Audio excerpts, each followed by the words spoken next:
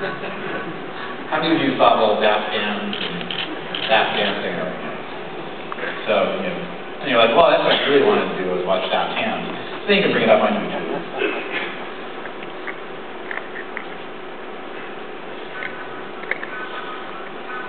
It's really blurry. Oh, there it goes. Yeah.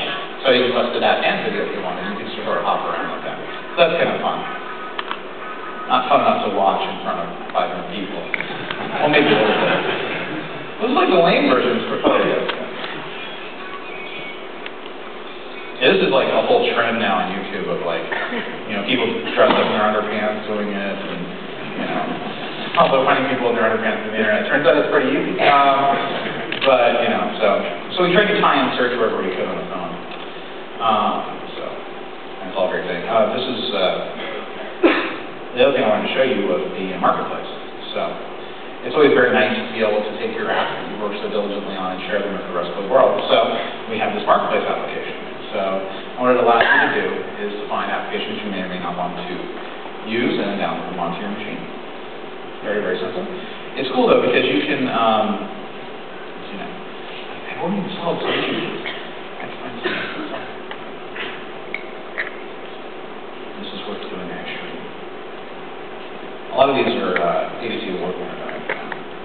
So for instance, this one here is a context deduper. It goes to your context and gets rid of duplicate entries, right? So, you would install that. But if you want to, oh, wait a second, this one has access to your personal information. So what the marketplace does is instead of assuming you're a fool and not allowing things to happen, it asks you, so is this what you want? In this case, it's clearly what you want because you're trying to dedupe your contacts. So the story would have to have access to that information. Now, if it said your personal information and the network, then maybe you'd be like, that doesn't sound right to me. I wouldn't need to go to the network to dedupe my personal contacts, and you would probably hit cancel at that point. And then you can just run it.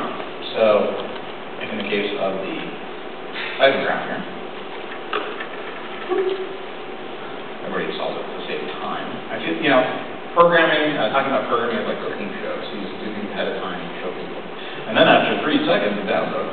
So here's like a little.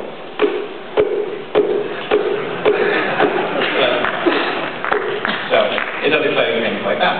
But here's the thing. So that uses the accelerometers on the phone. This has more than just accelerometers. It's got, I'm taking it away for a reason. It also has an electronic compass and a GPS. And when you, we're going to try it down. Just 1 second.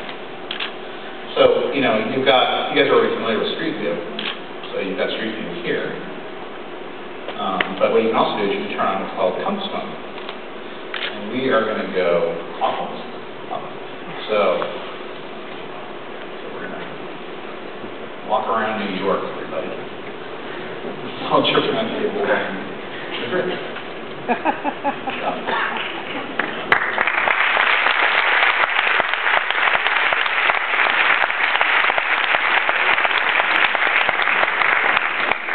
So when I'm feeling homesick in Madrid, I can just go look at my house.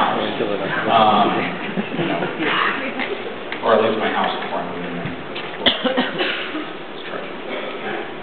So yeah, and of course it has the maps and that's how I use them. That's the basics of Android. Anything else that I missed, Michael?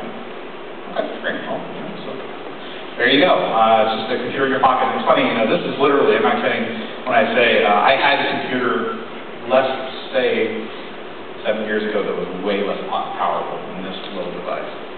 So it's pretty exciting. So there you go. That's our Android, our company Android. Lawrence, are you ready to come back up to the prizes? Are you ready to do the prizes? Okay. Let's switch back to the